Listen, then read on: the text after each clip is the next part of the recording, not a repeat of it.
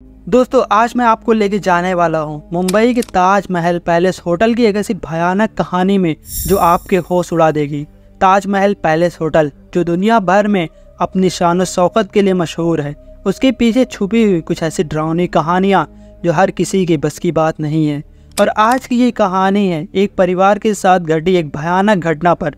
तो चलिए शुरू कर दें इस डरावनी कहानी का सफ़र।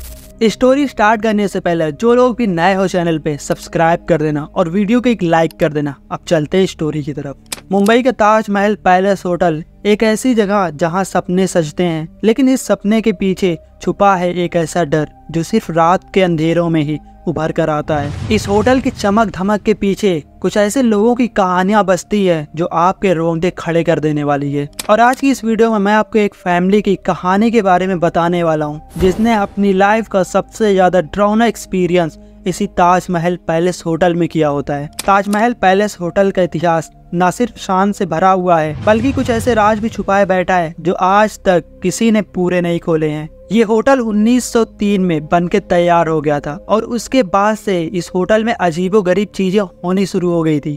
और ऐसा कहा जाता है कि इस होटल का जो आर्किटेक्ट था, उसने जब अपने डिजाइन में कुछ कमी पाई, उसने इसी होटल के टेरेस पे जाकर कूदकर अपनी जान दे दी थी। और तभी से इस होटल में अजीबोगरीब चीजें होने भी शुरू हो गई थी। 26 नवंबर 2008 इस दिन वो रात थी जब ताजमहल पैलेस होटल मौत का खेल बन गया था। आतंकवादी हमले ने होटल को एक जंग का मैदान बना दिया होता है। बहुत सारी जानें चली गई होती है, लेकिन कहते हैं कि आज भी उन लोगों की आत्मा इस होटल के कोनों में भटकती रहती है। और ये होटल जो कभी सपनों का होटल हुआ करता था, उसके बाद से वो डर के माहौल में बदल गया होता है। ये कहानी यहीं पे खत्म नहीं होती है। कई लोग तो ऐसे हैं जो इस होटल में कई सारी अजनबी आत्माओं को भी देखने का दावा करते हैं। और बहुत सारे लोग ऐसे हैं जिन्होंने बहुत ही अजीबोगरीब आवाजें भी सुनी हुई है। और यहाँ पे तो कुछ लोगों ने ऐसे पल बिताए हुए जो उनकी लाइफ के सबसे ज्यादा भयंकर पलों में से एक बन गए हैं। और उन्हीं में से एक फैमिली की स्टोरी आज मैं आप लोगों के साथ शेयर करने वाला हूँ, जो स्टोरी सुनने के बाद आपके रोंगटे खड़े हो जाएंगे। ये स्टोरी होने वाली एक शर्मा फैमिली की, जिसमें पेरेंट्स के साथ साथ एक 10 साल की बेटी भी थी। शर्मा परिवार जो एक छोटी सी फैमिली है, अपनी छुट्टियां मनाने के लिए ताजमहल पैलेस होटल में चेकिंग करता है। मिस्टर शर्मा एक सक्सेसफुल बिजनेसमैन और उनकी पत्नी मिसेस शर्मा जो घर की देखभाल करती हैं, और उनकी छोटी बेटी अनन्या। ये परिवार मुंबई घूमने आया था, लेकिन उनको कहाँ मालूम था ये सफर उनकी जिंदगी का सबसे ज्यादा डरावना और भयंकर सफर बनने वाला है। शर्मा फैमिली रात के वक्त इस होटल में चेकिंग करती है और ये लोग होटल के कमरे 307 में जाके इंटर करते हैं, जहाँ से बहुत ही खूबसूरत व्यू गेट ऑफ इंडिया का आ रहा होता है। लेकिन इस कमरे की खिड़कियां कुछ और ही बयान कर रही होती हैं। इस कमरे की खिड़कियों के पास खड़ा होने पे बहुत ही ज्यादा भयानक और अजीब सी फीलिंग आ रही होती है। ऐसा लगता था जैसे उस खिड़की के पास से कोई इन पे नजर रख रहा हो। लेकिन वो लोग इस बात को नजरअंदाज करके डिनर करने के लिए तैयार हो रहे होते हैं। ये लोग उसी होटल में आराम से अपना डिनर करके सोने जा रहे होते हैं। रात के करीब 2 बज रहे होते हैं। अनन्या पूरी बेखबर अपने बेड पे सोई होती है, लेकिन तभी अनन्या को ऐसा लगता है कि जैसे उसके कान के पास से अभी कोई पास हुआ है। और अनन्या को डर लगने लगता है, इसलिए वो अपनी माँ को जगाती है और बताती है कि मुझे कुछ अजीब सा फील हो रहा है इस कमरे में। मिसेस शर्मा को लगता है कि अनन्या ने कोई बुरा सपना देखा है, जिसकी वजह से वो डर गई होती है। लेकिन जब मिसेस शर्मा की नज़र सामने पड़ती है तो उनके रोंगटे खड़े हो जाते हैं। एक पल के लिए मिसेस शर्मा ने अपनी आंखों के सामने से एक परछाई को जाते हुए उसी खिड़की की तरफ जाते हुए देखा होता है। और अब इन माँ और बेटी का दिल धक धक करने लगता है। इनको डर का एहसास होने लगता है, लेकिन उनको अपने पति को जगाने में डर लग रही होती है। और उसके बाद मिसेस शर्मा अपनी बेटी अनन्या को सुलाने की कोशिश कर रही होती है। और ये रात उनकी लाइफ की सबसे ज्यादा डरावनी रातों में से एक होती है, क्योंकि आगे जो हादसे होने वाले थे वो मिसेस शर्मा का पॉइंट ऑफ व्यू इस होटल को देखने का बदल देने वाले थे। और अगली सुबह शर्मा परिवार अपने प्लान के अनुसार मुंबई की सैर करने के लिए निकलता है। लेकिन मिसेस शर्मा के दिल में एक अजीब सा डर है। रात को वो घटना उनके मन से निकल ही नहीं रही होती है। उन्होंने ये बात अपने पति से छुपाई होती है, लेकिन उनको मन ही मन में ऐसा लग रहा होता है कि आगे कुछ गलत होने वाला है, आगे कुछ बहुत बुरा होने वाला है। और उसके बाद अनन्या और मिसेस शर्मा मरीन ड्राइव पे जाते हैं। वहाँ पे कुछ तस्वीरें क्लिक करवाते हैं और डेली रूटीन के हिसाब से जो उन लोगों का घूमने का शेड्यूल था, उसके हिसाब से अब ये लोग आराम से घूमकर रात के वक्त होटल में फिर से एंटर करते हैं। जब वो लोग होटल में वापस लौटते हैं तो मिसेस शर्मा जब अपना रूम 307 खोलती हैं तो उनको एक अजीब सी ठंडक महसूस होती है, और ये ठंडक वहाँ की एसी की नहीं बल्कि किसी और ही चीज की होती है। आधी रात का टाइम होता है, ये लोग अपने बेड पर आके सो गए होते हैं, लेकिन मिसेस शर्मा को रात के वक्त नींद नहीं आ रही होती है। उनके दिमाग में वही सब बातें घूम रही होती है, और तभी उनको अचानक से फिर से वही आवाज आने लगती है, और इस बार उन्होंने अपने पति को जगाया। और मिस्टर शर्मा ने इस बात को घबराहट का नतीजा समझकर छुपाने की कोशिश की, लेकिन मिसेस शर्मा के दिल में अभी एक डर बैठ गया था।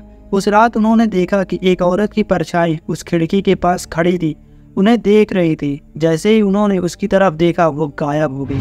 अगली सुबह मिसेस शर्मा ने डिसाइड किया कि वो होटल के किसी स्टाफ से जाके ये सारी बातें शेयर करेंगी, और मिसेस शर्मा एक होटल के स्टाफ से मिलती हैं। वो अपने साथ हो रही अजीब चीजों के बारे में उनसे बात करती है, और मिसेस शर्मा जब ये सारी बातें होटल के स्टाफ को बता रही होती है तभी उनके पीछे एक बूढ़ी अम्मा होती है, एक बूढ़ी औरत होती है जो इसी होटल में पिछले 30 सालों से काम कर रही होती है। और जब वो ये सारी बातें सुनती हैं तो वो मिसेस शर्मा को अपने पास बुलाती हैं और उनसे ये चीज़ कहती हैं कि इस होटल में बहुत सारे लोग आए, लेकिन उनमें से कुछ ऐसे भी लोग थे जो इस होटल से कभी वापस ही नहीं गए। और ये बात सुनते ही मिसेस शर्मा का डर और ज़्यादा बढ़ गया होता है, उनका दिल और ज़्यादा घबराने लगता है। और वो बूढ़ी औरत उन्हें बताती है कि रूम नंबर 307 में एक बार एक औरत आई थी जो यहाँ अपने पति के साथ रुकी थी। उसके पति एक बिजनेसमैन था, लेकिन उस औरत का सपना था वो अपने पति के साथ जिंदगी गुजारेगी, लेकिन उस पति का ये सपना नहीं था। एक रात उसका पति बिना कुछ कहे चला गया होता है, और इस औरत ने अपने पति के गम में उसे खिड़की से कूदकर जान दे दी होती है। और ऐसा कहा जाता है कि अभी भी उसकी आत्मा उसी रूम में अपनी अधूरी मोहब्बत को ढूंढने के लिए भटकती रहती है। मिसेस शर्मा अब इस कहानी से बिल्कुल घबरा गई थी। उनका मन अब इस होटल में बिल्कुल भी रहने का नहीं था, लेकिन उनके पति ने उनकी बातों को हल्के में ले लिया। उन्होंने कहा, ये सब पुरानी कहानियां हैं, तुम बस ओवर थिंकिंग कर रही हो। लेकिन मिसेस शर्मा का डर अब और ज्यादा बढ़ गया होता है, और अब मिसेस शर्मा को उसी कमरे में लौटना था जिस कमरे में उन्होंने अपनी लाइफ की सबसे ज्यादा खतरनाक 2 रातें बिता चुकी होती है। और अब ये लोग आके अपना डिनर कंप्लीट करते हैं। डिनर के वक्त होटल के रेस्टोरेंट में लाइट्स अचानक से फ्लिकर होने लगती है और एक अजीब सी ठंडक पूरे कमरे में फैल जाती है। मिसेस शर्मा इसे एक इलेक्ट्रिकल फॉल्ट समझते हैं, लेकिन मिसेस शर्मा के लिए ये एक और वार्निंग थी। और अब ये फैमिली अपने रूम नंबर 307 की तरफ बढ़ रही होती है, लेकिन मिसेस शर्मा के दिलो दिमाग में अभी भी बहुत सारे डाउट्स घूम रहे होते हैं इस होटल, इस कमरे को लेके। और जब ये लोग कमरे के अंदर जाते हैं तो सब कुछ पहले की तरह नॉर्मल होता है, लेकिन मिसेस शर्मा को ऐसा लग रहा होता है कि कोई इनको देख रहा होता है। ये लोग अपनी बेटी अनन्या को एक अलग बेड पर सुला के अपने बेड पर सोने के लिए आ गए होते हैं, लेकिन मिसेस शर्मा को हर वो छोटी सी आवाज़ जगा दे रही होती है, क्योंकि उनके दिल में अभी भी डर वैसा का वैसा ही बना हुआ था। और अब बजते हैं रात के 3, जहाँ पे अब टेम्परेचर फिर से डाउन होना शुरू हो जाता है और फिर से कमरे में ठंडक महसूस होने लगती है। रात के 3 बजे जब पूरा होटल गहरी नींद में डूबा हुआ होता है, तभी मिसेस शर्मा को एक हल्की सी सरसराहट सुनाई देती है। उन्होंने देखा एक परछाई उस खिड़की के पास खड़ी थी जहाँ से पहले उन्होंने उस औरत को देखा था। उसकी आंखों में एक अजीब सी उदासी थी, जैसे वो किसी का इंतजार कर रही है। और अब जो आगे होने वाला था वो आपके रोंगटे खड़े कर देने वाला है। अब मिसेस शर्मा देखती है कि वो परछाई उस खिड़की के थ्रू अंदर आ रही है। उसकी आंखें बिल्कुल रेड होती है और उसके बाल की वजह से उसका पूरा चेहरा कवर होता है। वो उस परछाई को देख नहीं पा रही होती है, लेकिन उसको महसूस अच्छे तरीके से कर पा रही थी। और वो देखती हैं कि वो मिस्टर शर्मा को देख रही होती है और उनकी ही तरफ पड़ रही होती है। अब मिसेस शर्मा अपने पति को बहुत ज़्यादा उठाने की कोशिश कर रही होती हैं, लेकिन उनकी आवाज़ ही नहीं निकलती है। वो बस उस औरत को देखती रहेगी जो धीरे धीरे उनकी तरफ पड़ रही होती है। उसकी आंखों में एक अजीब सा गुस्सा था, जैसे वो मिसेस शर्मा से कुछ कहना चाह रही हो। और वो परछाई जैसे ही शर्मा जी को टच करती है तो शर्मा जी हड़बड़ाकर उठ जाते हैं, वो भी चिल्लाते हुए। मिस्टर शर्मा के चिल्लाते ही सब कुछ एक पल में नॉर्मल हो जाता है। मिस्टर शर्मा जाकर अपनी पत्नी को संभालते हैं, लेकिन वो डर की वजह से कांप रही होती है। उन्होंने मिस्टर शर्मा को सब कुछ बताया, लेकिन मिस्टर शर्मा ने इन सब बातों पर विश्वास ही नहीं किया। उन्होंने कहा, तुमने बस एक बुरा सपना देखा होगा, सब ठीक हो जाएगा। लेकिन मिसेस शर्मा को पता था कि ये सपना नहीं है, असल में उनके साथ कुछ हो रहा है। और इसी तरीके से फिर से सुबह होती है। ये लोग घूम फिर कर फिर रात के वक्त उसी होटल में इंटर करते हैं और इस बार मिसेस शर्मा ने ये डिसाइड किया कि वो इस बार उस आत्मा से बात करेगी और वो ये चीज़ पूछेगी कि आखिर वो क्या चाहती है। और मिसेस शर्मा ने अपने हाथ में एक धार्मिक निशान पकड़ा और वो अपने पति और अपनी बेटी अनन्या के लिए प्रार्थना करना शुरू कर देती हैं। मिसेस शर्मा को ये चीज़ अच्छे तरीके से पता थी, ये रात उनकी ज़िंदगी की सबसे ज़्यादा भयानक रातों में एक होने वाली है। रात के 3 बजे का टाइम होता है और इस बार उस औरत की परछाई उसी खिड़की के पास दोबारा से उभर आती है। लेकिन इस बार मिसेस शर्मा तैयार थी। उन्होंने उस औरत से कहा, तुम्हें जो चाहिए ले लो, लेकिन मेरी फैमिली को छोड़ दो। और उस घोषली फिगर ने, उस आत्मा परछाई ने उनकी तरफ एक बार देखा और उसके बाद वो मुड़कर उसी खिड़की के पास चली गई होती है। उस औरत ने मिस्टर शर्मा की तरफ देखा और अपनी आंखें बंद कर ली। ऐसा लगता है जैसे उसको मोक्ष प्राप्त हो गई हो, ऐसा लगता था जैसे उसको शांति मिल गई हो। और फिर वो आत्मा हवा में खुल गई होती है और मिसेस शर्मा को ये चीज़ मालूम हो गई थी कि इस आत्मा से अब उनको कोई भी दिक्कत नहीं है, कोई भी परेशानी नहीं है। अगली सुबह जब शर्मा फैमिली इस होटल से चेकिंग करने वाली थी तो मिसेस शर्मा उस रूम में फिर से जाती हैं, एक आखिरी बार दोबारा से देखती है और इस बार उनको ऐसा महसूस हो रहा होता है कि उन्होंने किसी का बोझ उतार दिया होता है।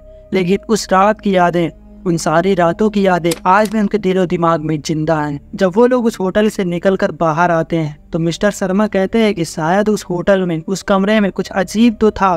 शायद तुम सही कहती थी।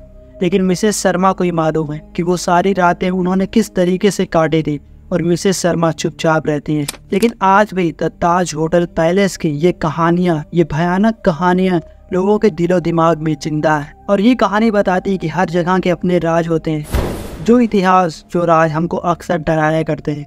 ये कहानी आपको कैसे लगी कमेंट करके जरूर बताना। अगर आप चैनल पर नए हो तो सब्सक्राइब कर लेना। वीडियो पसंद आई होगी तो लाइक कर देना। अगर आपकी भी कोई ऐसी भयानक कहानी है तो आप मुझे इंस्टा पे शेयर कर सकते हो। इंस्टा की लिंक मैंने डिस्क्रिप्शन में डाल रखी है। मिलते हैं ऐसे किसी नेक्स्ट हॉरर स्टोरी की वीडियो में, तब तक के लिए